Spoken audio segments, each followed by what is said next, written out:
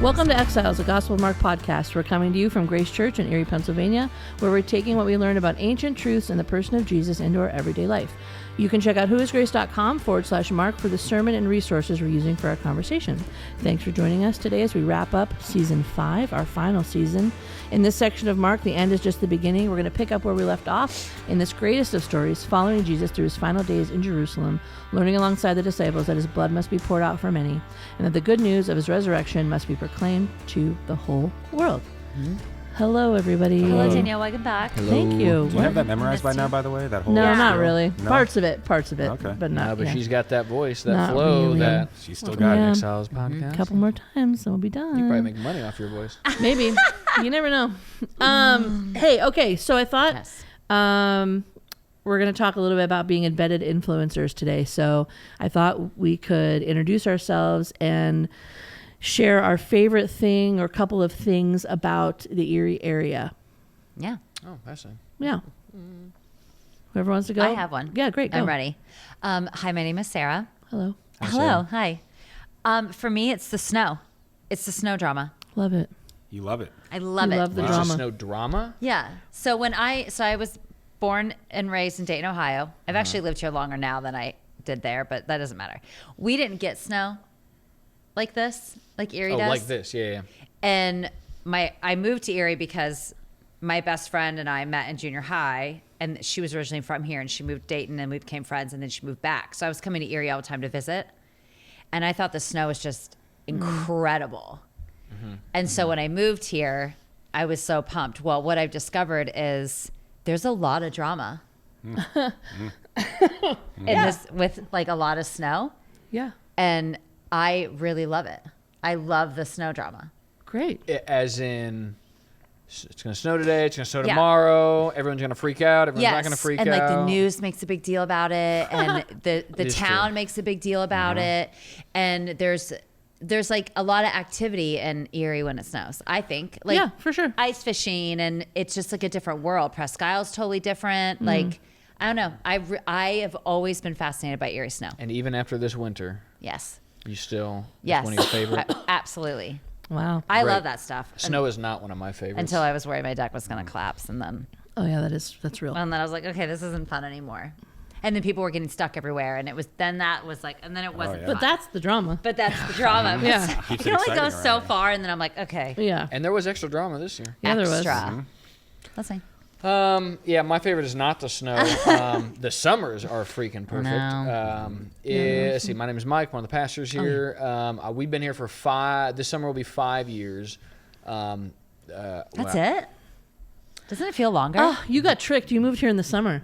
Correct. Nice. Actually, so, fun fact, we did our first house hunting in May. First week of May, we had our first house hunting trip, and it flurried, or like a little bit of yeah. snow. And I remember thinking vividly, oh, yeah, this must be a fluke. Not so much. It is Every year. not. It is not a fluke. No. But so 5 years. I mean, I love the low cost of living.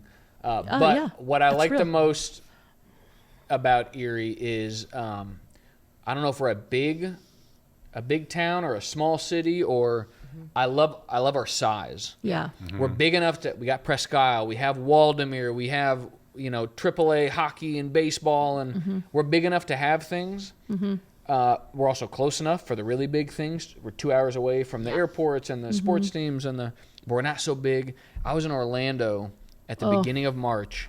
The traffic The traffic. in Orlando We have no was traffic. disgusting, Yeah. and do not complain about the traffic in Erie. We don't have traffic here. Correct. Yeah. And we got 79 and 90. You can get what you need. Yeah. So we are the perfect. Any smaller, we'd be Yep. missing out on stuff. Any bigger, we'd have some extra crap we don't want. I Yeah. love the size of like Erie, we have a lot Pennsylvania. of big stuff, but like miniature sized, if that makes sense. Yeah, like Like Waldemere. we have have a an The amusement zoo. park, but Correct. yes, We but should have not, smaller a version. town our size should not have a zoo. And you know what? My 5-year-old couldn't make it around any bigger of a zoo. Yeah. It's the perfect. It's perfect size for kids, I love yeah. the size. That's so true. That's great. Good one. All right. true. Size. Hey guys, I'm Rob. Hello, Rob. Back for round 3 here. Yeah. getting over a cold a little bit here, so if I sound like this, Well, that's get it why. together. Why am I between both of you? But yeah, my favorite thing I'd say is just kind of like what you said. It's just like everything's like 10 minutes away from everyone and everything around here. 10-minute drive, 10, 15 minutes max, maybe. Yeah. So to all the important things, all the important people. Correct. So, yeah. And aren't we the worst when we have to go like over the 10-minute mark? We're like, oh, it's 10 yeah. minutes. It's over 10 minutes away. I don't know. Yeah, people 20 are minutes is so like a big spoiled. deal. Well, I remember. So I live in Summit, and it's like 18 minutes door to door from Summit to Grace Harbor Creek. Because I just jump on 90. Yeah. When I was in Virginia Beach, it was a good day if I could go door to door in 30 minutes. Yeah. Like, That's most I made it people's quick, 30-minute Yes. commute. Yeah. Agreed. Now, guys, this is It's yeah. nothing. That's good. All right, great. Danielle? Oh yeah, Danielle. I resonate with what you guys are saying. I think Erie is interesting, similar to how I feel about our church. I feel like even though there's like some opposition that doesn't make any sense, it has like had several reinventions. Yeah.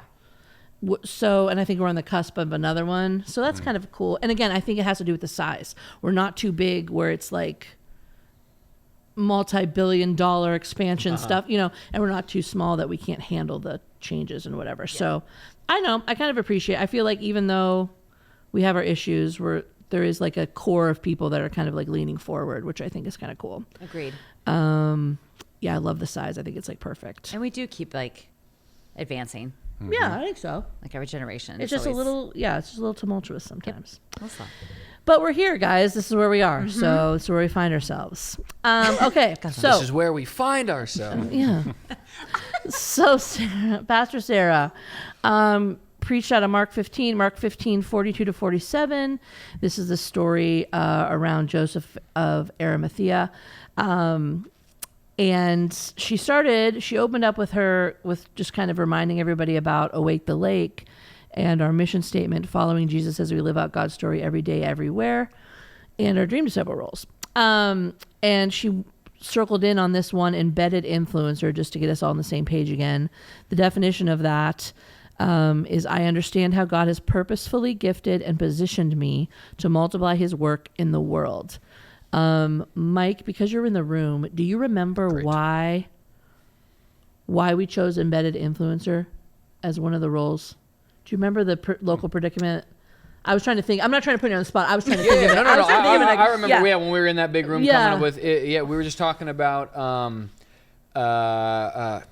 What is it? What are there's a local predicament, which is kind of the context you're in. Yeah. But is it a spirit? Yeah, the esprit. apostolic Yeah, esprit. apostolic esprit. Yeah. What are the unique things that sets our church apart? Not good, bad, or compared to other churches, but like what do we uniquely distinctives. bring to the Yeah, table? yeah. And we just talked about the fact that when we think about our congregation, the positions they're in, the industries they're in, just the wide swath, not simply just the number of people in our congregations, but where many of them find themselves uniquely and influentially placed. Yeah. That is something we bring to the table as a church that we wanted to highlight. And I think we landed on this idea of an embedded influencer, because our church very much is an embedded influencer in industries and organizations and geographic areas all across Erie. Yeah, that's good. Yeah, thank you for remembering that.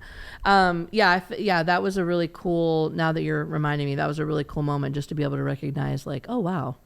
For some reason, those types of people gather here. Yeah.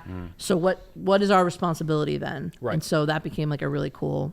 It's so cool with the size of our church too. Just thinking off that, like every time I go get a haircut, I have somebody different every time, and they ask me where I work, and I'll say, "Oh, Grace Church," and every single time they say, "I know somebody from Grace Church," or my family members from Grace Church. Yeah. It's like it's amazing, It's like, wild. Size isn't like a priority here, but it makes an influence in our. And usually it's not Grace Church. Oh, right, exactly. Only sometimes. Yeah, sometimes. Yeah, it's been a long time since. I mean, there was definitely a season of that a long time ago, but it's been a long time since someone was like, "Ugh, great." Like it's not usually negative. I've seen you on TV. That's weird. Oh, that. Are you on Derek's TV show? Yeah. I was here for a funeral helping like with tech stuff, and these people walked in and they were like looking around, and they go, "Is this where you guys film the TV show?" I was like, yeah. I guess. Kind of. What do you address first? Like, Do it on the stage in the worship Oh center? yeah. We've been all over the place. Prayer room. Yeah. Okay, so anyway, the reason that Sarah brought up embedded influencer is because she's making the conclusion that Joseph of Arimathea was an embedded influencer. Does anybody want to just, any stuff off the top, want to set the scene, anything jump out before we get into the main 3 points? I just just broadly, I thought she just did such a nice job. I don't want to say telling this story. It is a story, but like really getting into the behind the scenes of it. Because again, for me, when I have read this story over and over and over, I have never stepped back and looked at it that deep from his point of view. To me, he was just a person that volunteered his tomb. Right. That was all it was ever to me. So for her to like really broaden the horizon on exactly who he was and what his importance was, and what even the detail about how tombs were used, like how they were there for a year and then the bones were removed and like buried. Did not know that. I had no idea. I thought it was sealed, it was done, the bodies are still in the caves. Like I didn't know that. So I just thought all around it was so needed because it is putting another level of importance of this story for persons like myself. So I really appreciated that for Sarah. Oh, great. Yep. Yeah, I mean, kind of along those lines, like when she mentioned that he was a Pharisee. Yeah. And I think a lot of times when I read through that and I see Pharisee, I'm just immediately like, okay, he was not a good person. Like we associate like Pharisees with the religious, elites and everything. But with all the details she covered, like you said, Sarah, like it really gave me a whole different perspective on his influence and his, he was even looking for the kingdom of God, she stressed. And I think I even looked over that before. Yeah, just a whole new perspective. Well, this is just one of those short little episodes that if you're reading through and you just kind of, you go right through, you don't stop and think. And that's the beauty of plodding through a book of the Bible like this. And you address everything, you get to sit in everything, go a layer deeper. And yeah, I think Sarah did a fantastic job. This character, Joseph of Arimathea, because it's a very unique, not many people were sitting in the camp of supporting Jesus, but also not just in the crowd or a friend, like literally in the opposition and in Jesus' corner. There's a lot in 6 verses. And the likelihood of him being in the room or being in the room when they took him to his death, and him being like, yes, I agree, like let him die. Even from that degree, I never knew that he was in that room. I never knew that. Like that was not, I think it's just so important. I appreciate that so much. Yeah, it's good. Yeah, it's not. Yeah, well, we'll get into it. Okay, but great. It's interesting to infer, and just dream a little bit about. I mean, you don't want to go too far with it, like Sarah said, but just a little bit about like probably what his journey was over that, couple of days or whatever. It's probably a wild ride in his heart and his mind. Okay, so 3 lessons for the embedded influencer from Joseph of Arimathea. These are things that we can also learn from this text and from what we think we know of his life. Number 1, be aware you have influence. Yep. So it makes me so uncomfortable. Yeah. Wow. Why? Well, I think it makes you it makes you aware of yourself that you're probably being watched a lot more than you realize. Like your behaviors, the way you talk about something, the way that you're perceived from another human being, even when you have no realization of it.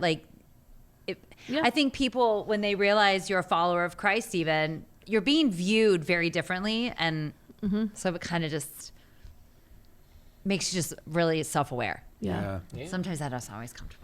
It's kind of funny. As I was reading through the notes for this podcast and the sermon and everything, these 3 lessons, I read the first one as be aware you have influence, and then the second one I read is beware you have influence. Yes. And I'm like, that's actually kind of true. Yeah. Like kind of what you're saying, Sarah. Like if you have influence, like I thought of Spider-Man, great power. If you have great power, Oh yeah, comes yeah, responsibility. good one. Yeah. And I could tell the Holy Spirit, as soon as that came up in my head, it was like, that's the Holy Spirit speaking Spider-Man to me. I don't know. Okay, maybe.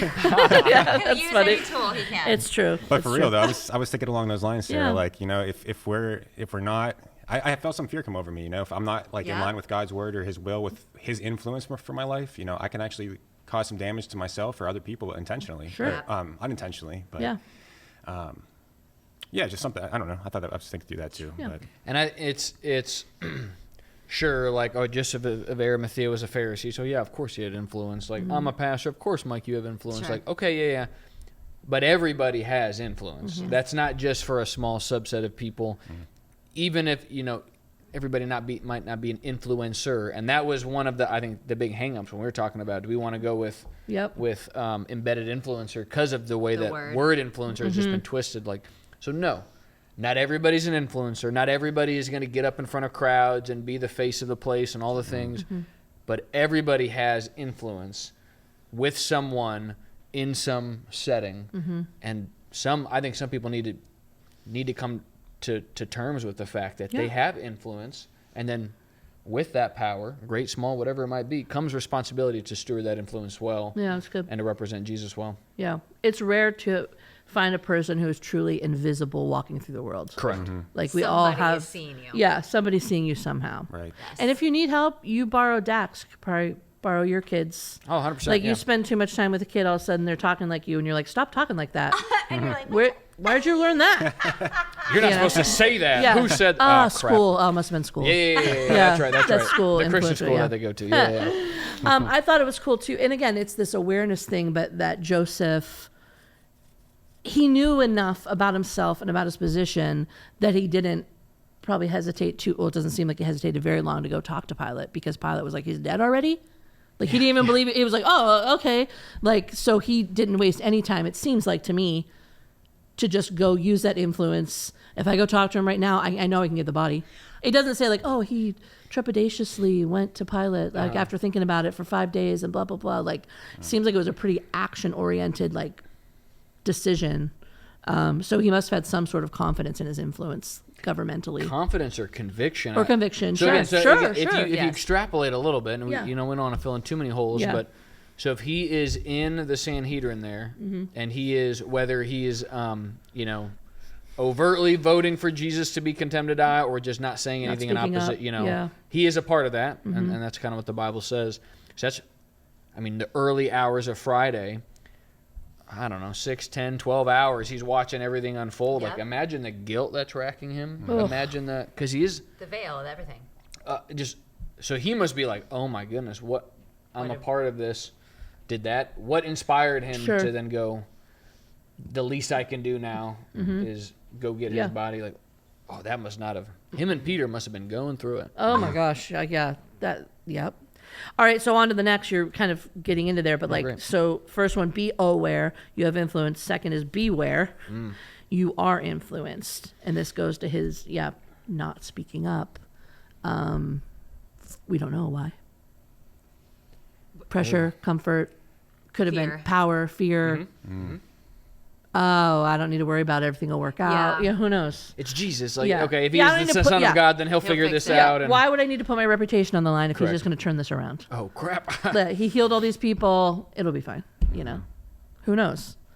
But I think that was a good word from Sarah, just to be like, you have influence, but if you don't steward that well, you become the influenced. Correct. And that can be a good thing. Like if you're in a circle of like, you're in a discipleship group or your life group or whatever, like that's good. But if it's like kind of out, quote unquote, in the world, it can be negative. Or if you start seeing a major shift in yourself, in your life, in your like mental state about something, or like something just seems to like tilt off. Yeah. It's like stepping back and being like, what has changed? Yeah. What's like, what is not good here? And I would say too, I think that work is better for you and more important, and a more important use of time than trying to guard yourself from it by isolating. I don't you know what I mean? Yes. The self-aware, the evaluating what's influencing you in your life, rather than just like close the gates. If don't I'm let not it around in. anything, then I can't be influenced. Right. That's so true. That's very true, Danielle. And I'm listening to sponsor Devil in the Deep Blue Sea. It's a Christianity Today podcast, and they're kind of going through the history of like how the moral majority was formed and how different things that we believe today have only really been around for like a couple decades. And, you know, and it's a lot of it was that it was like, oh, we need to like shield our families and our children from the influence of like satanic cults and like child sacrifices. And it's like all these stories were coming up, and you got to listen to it if you want. What's but it, Devil in the Deep? Devil in the Deep Blue Sea. The Deep Blue Sea. Yeah. I've got some driving coming up. Yeah, so do it. It's really good. Like, It's really good. But anyway, and it's making me think of that. Like a lot of the posturing in the like late 70s, 80s was like, bring the kids back in, you know, you know, that's where we had like the rise in Christian schools, and not that anything's wrong with any of that stuff, but we went into like protect mode and like get people, that's when like get Christians elected started happening and all that kind of stuff. So anyway, blah, blah. Very interesting. Sorry, tangent, but it just makes me think of this, like, well, we can't avoid correct the world. So that's actually, and so my oldest is 5. She'll be going into the kindergarten this fall, and so we're in the, all right, what are we doing? Because you know, I already paid the taxes, just something to public school, right. There's also 100%. There's some great Christian schools in the area. I think my wife Emily's. I don't know if I think every Christian mom at some point is like, should I homeschool? So like, why not throw that in the mix? Yep. So we're figuring out what we're trying to do, but there's a part of me that, or dance or soccer, the different arenas that my children go into, I'm now more hyper aware of. Oh, that kid, like, you can just, that kid's a bad influence, that kid's a good influence. Yeah, That's, it's wild. And we've even taught, okay, whatever schooling we did, and they're all great, and there's nothing wrong with any of them, but whatever schooling we decide, I want my children to run into some of these difficult issues of the day. Sure. Like while they're under my house for these 18 years, I want them to run into children questioning their sexuality, people of different races, and the different tensions there. Like I want them to, we're aware of the influence that those things can have on them, especially in that time. And I want to wrestle with that, wrestle that with them, rather than pull them out of that. I want them to be aware of the influence. We want to be aware of the influence, help them process that. But correct, the answer is not to just, let's build a big compound wall and not interact with it, because at some point you will. Yeah. You need to be able to deal with the influence, recognize it, and work through it rather than avoid it, because you're still being influenced one way or the other. And really, that's preparing them for the world. Yes. Too. Like you're for preparing sure. them instead of isolating them and sheltering them. Yeah, it's good. Yeah. Because the world's going to be a very, very scary place Right. when they're finally on their own. If you've done nothing, it's just like getting sick.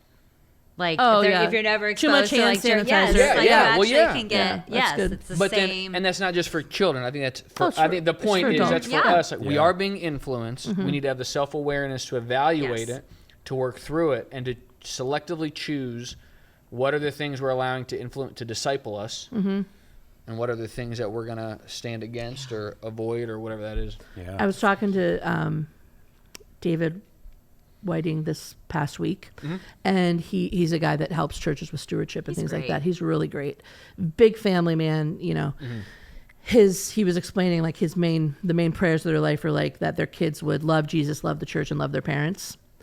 And like they always had this dream of like always living near each other and like you know, really cool whatever.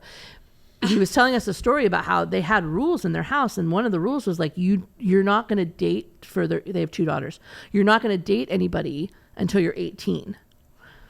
But then they realized when they were about 15, the one was about 15, wait a minute. Why wouldn't we want them to date now while they're still they're here. like, well, not that you want to push them in it, but like obviously I'd rather you date somebody when you're 16, 17, 18 and I can like help you navigate it versus you're 20, first time ever dating somebody, who knows what could happen. I just thought that was like a powerful example of that. Yeah. Just like, like training ground, you know. Yep. And we need that for ourselves too as adults. That sounds great. I reject that for my daughters. They can date when they're We'll married. talk about it when they're 15. That's so No, funny. no, they're not gonna. Oh, I'm so glad I don't have Those are gonna be mine.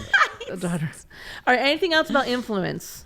Yeah, just kind of going off that, I was just going to say too, like I think being an embedded influencer, I think it requires a certain level of just boldness and courage. Sure. And That's I good. think That is You know, good. and I think it comes from God, though. You know, if you're really walking out God's influence in your life, He'll give you that boldness and courage. You know, it's not something we need to, muster up or feel like we have before we step out into the world as an embedded influencer. Like, God will equip us with that. But I think it goes back to what I said earlier, too. Like, as long as we're, like, walking with God, with the Holy Spirit, and not not trying to influence everybody, the whole world, Correct. I think He'll equip us with those things, and I think that's just important to remember. Yeah, that's really good. It's a good reminder. What's the? It's escaping me. We have everything we need for godliness and. Oh man. I James think I know what maybe. you're talking about, Anyway, yeah. but yeah, we learned that like God equips us for what's coming, and he's not like, we've said this before on the podcast, he's not just like spinning on a chair like, oh my gosh, what the heck happened with Rob? I had no idea he was going to end up in there. Spinning on a Right, chair. Yeah, Well, there's that's that, good. I don't know if it's what you're thinking of, but there's Yeah. that saying like God doesn't call the equipped, He equips the called. Oh, that's a good one. Yeah, that's kind of similar. It's not yeah. biblical, I was but thinking of the Well- actual Bible verse. I can't think of it.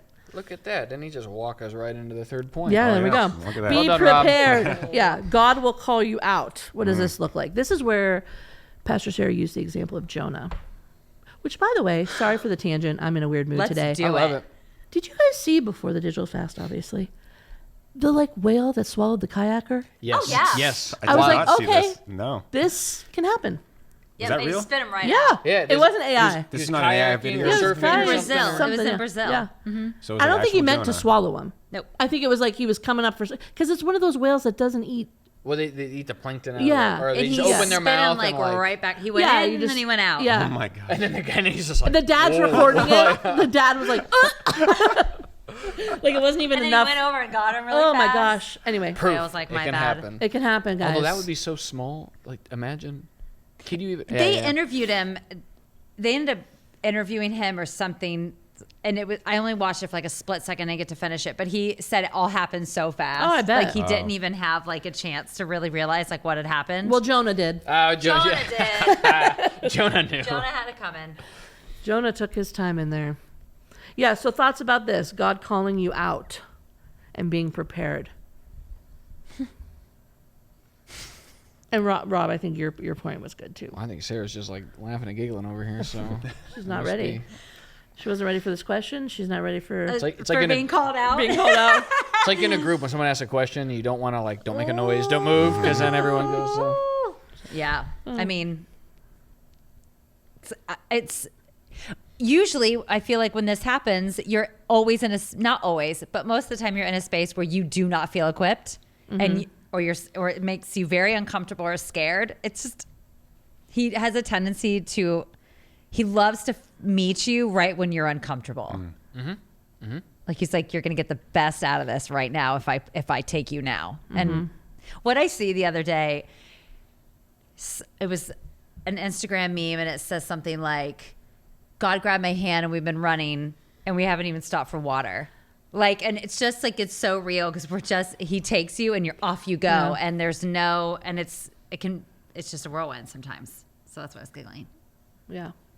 I think I remember when what you were saying, that the God calls God equips screw it up the every called, not he doesn't call the equipped. Yeah. Right. And well, I remember the first time when Scott approached me almost 4 years ago about the Harbor Creek Side Pastoral. I'm very proud of the fact I told him no at first. There were some things going on and I said no. Yeah. That's a badge of Don honor. was like, look at that. Look at that cute little mic over there. 2 months later, Scott came back around, some things resolved themselves and all that. But I remember, I like vividly remember in the guest experience team room here at Grace McCain, Scott was like, think about it again. God equips the call, didn't call the equipped. I was like, son of a. Like that one just like sat with me. And I think it's true. If you don't have imposter syndrome, you might not be living life right. Like if you don't have a little bit of imposter syndrome, Yeah. the situations you're stepping in where you don't think you have the influence that you should have, or you don't think you're prepared like you should be, if you don't have a little bit of imposter syndrome, you might not be stepping out like you need to. And I remember That's good. feeling so much imposter syndrome stepping into this role. But I just success is not the outcome. Success is obedience. Yep. That's So good. when God calls you out, it's not about the outcome. It's about being obedient and answering the call. That's success. And you don't need to be equipped. You just need to answer the call, take the next step that he's calling you to. And it's trying to get into a space where you look at it from, he's choosing me to do this. Yeah. So let that excitement be the thing that steps up front in the situation instead of the fear or being uncomfortable. That is so hard to do. Oh yeah. But you have to actively like speak with him and mentally put yourself in that space. Like, okay, you're choosing me to do this. This is so exciting. I can't believe it's me that you picked. Yeah. But like, I'm really uncomfortable. Because God wants to get the glory out of all this, right? Right. You know, like if we went in with like what you're saying, like it could be a pride thing too. You know, if we step in, we're just like, oh, I could do this, no problem. I can do all this on my own. You know, God doesn't want us to be that way as an embedded influencer, in my opinion. I think we just need a certain level of humility going into these things, and I think that's where God really is glorified. And I don't think there's anything wrong with asking him why either.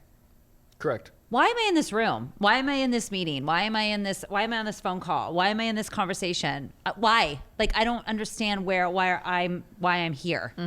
And let him show you. Yeah. Well, and it's one of the other roles is the savvy follower, and I mean sometimes when God calls you out, it's time to put up or shut up, step out and do it. Sometimes when God calls you out, it's a longer, slower process that takes time, and he's working in you in that, you know, as you prepare to step out. And so as we recognize that we have influence in the areas God has put us, we also need to be savvy and be able to respond to the Spirit's promptings. That some calls for obedience are immediate, some calls take time, and everything in between. But just success is not the outcome. Success is obedience. If God is calling you to something, you need to do it. You need to do it and trust that he knows what he's doing. That's good. He tends to. I think so. You guys can say pass to this question because I didn't give it to you ahead of time, just not thinking of it. If you could explain an area, place, whatever, where you feel like you are an embedded influencer, but you can't say anything that has to do with work, what would that be for you in this season? Can you discern like an area in which you're an embedded influencer? I think for me, it's definitely been my fitness journey over the last, for sure. I have had several conversations. I've had several people want to have conversations with me. I've had several people make changes to their life health-wise because of the journey that I've been in. So I have made influence. I've also been really careful to make sure that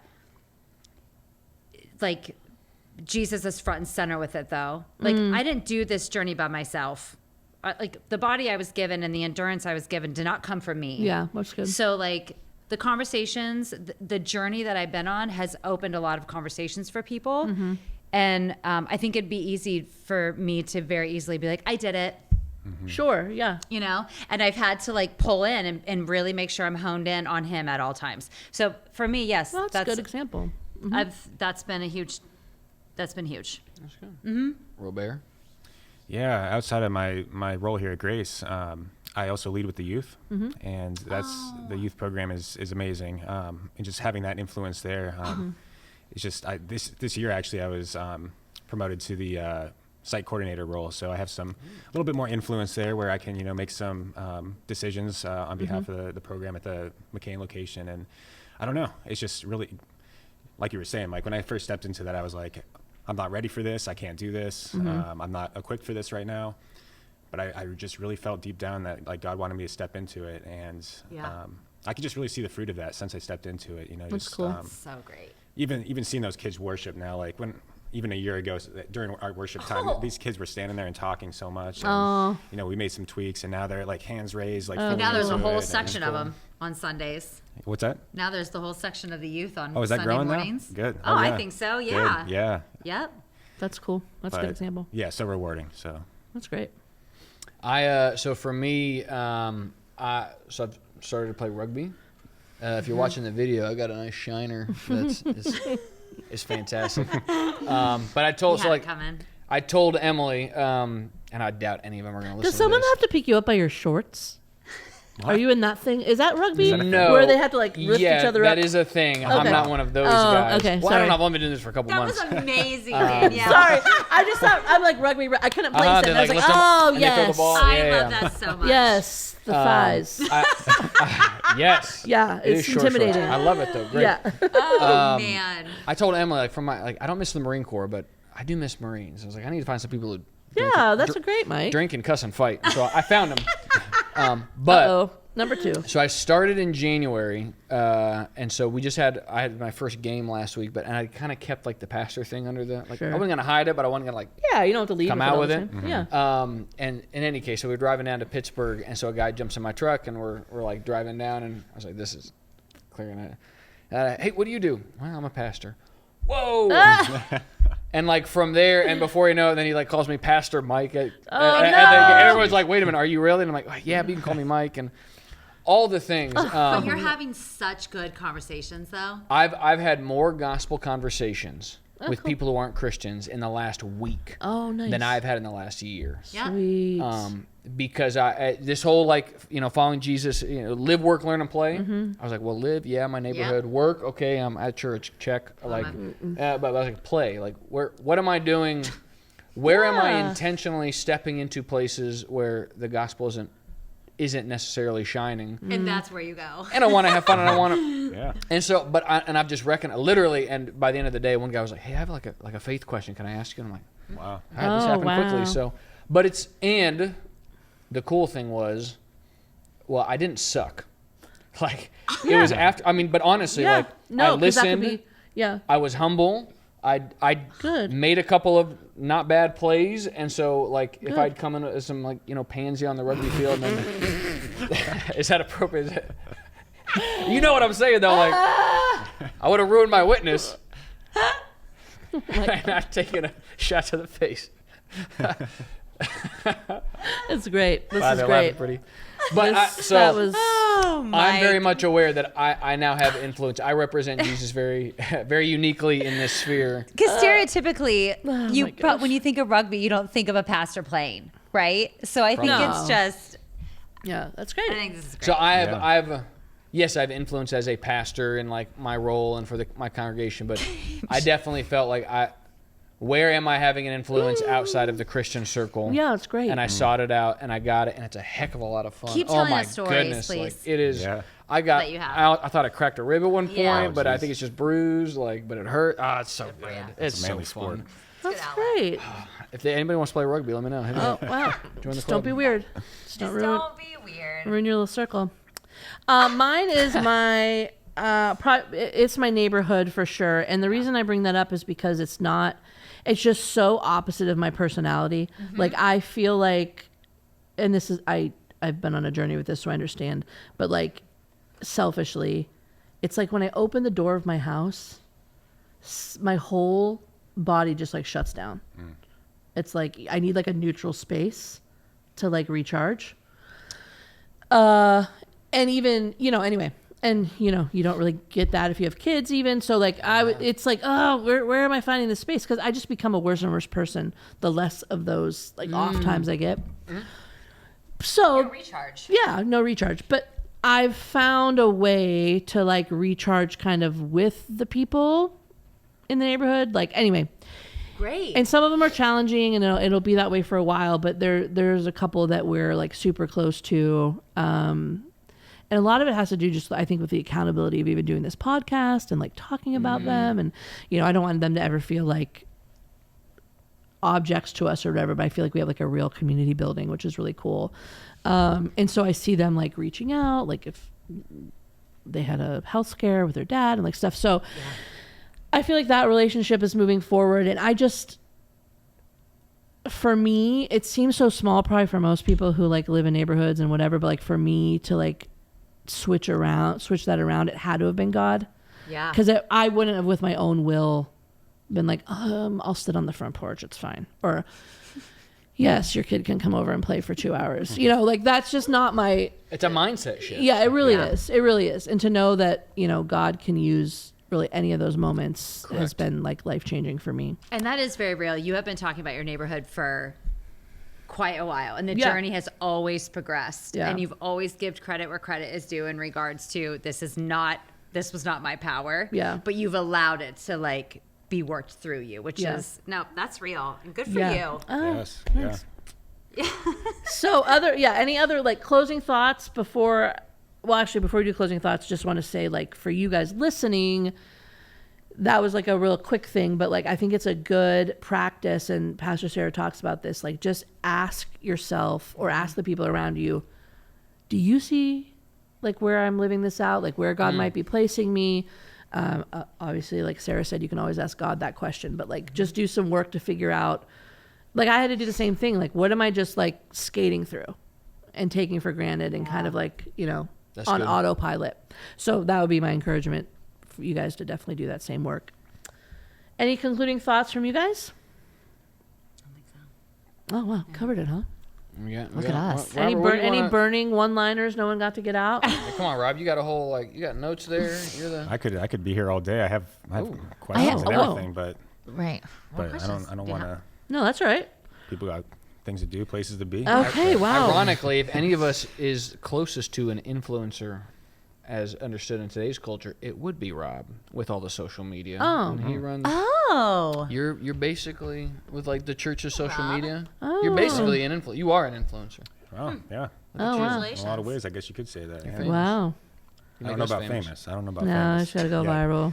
It is weird whenever when he takes like a clip of a photo when you're preaching, you know, like Derek or whoever, and he takes like a quick clip, and then there's like the little like line that you put on, and I'm like, that photo of me? All of them. Nobody ever likes their own I photos. think, the one I think you everyone does that. Yes. Okay. I lost my influence during this digital fast, though. Oh, yeah. Nobody's watching our stuff anymore. Yeah, but that's we, right. we consider that a positive thing. It's a win. guys. Yeah, this will be the first this is time a we'll win. like celebrate. There's people who aren't doing the fast that see it. That's right. Or aren't Yeah. with. Yeah. There's Yeah, we're still plenty reaching people and see it. everything. That's right. At the end of every series, we like circle up a chunk of us and like kind of go through like good, bad, ugly, what are the stats and all that. And you always bring the marketing stats, and so your stats are gonna look horrible. Everyone's like, It's yay! gonna be a good thing though. We funny. want bad this time. Yeah, we want bad. Okay, speaking of wanting bad, okay, if you liked I think we're done. If you liked today's episode, share it with somebody. Rate I did it. have someone reach out to me that was sad that it was ending. Well, it is ending. And maybe if we got more mail, it wouldn't. But nobody ever sends us emails. So we can't extend it. Just kidding. All right. whoisgrace.com/Mark for resources or anything else you might need. There's also some digital fast stuff there. By the time this airs, I think you might have one more week to do a digital fast. I mean, 5 days. Do it. That could fix your brain. Yeah. I feel like my brain has been like severely fixed. Oh yeah. It's been awesome. Clear. Just to like not Clarity. listen to the junk. Anyway. When you go back on, you think you're tangent. going to purge? Oh, yeah. I'm not going to go back on, I don't think. Wow.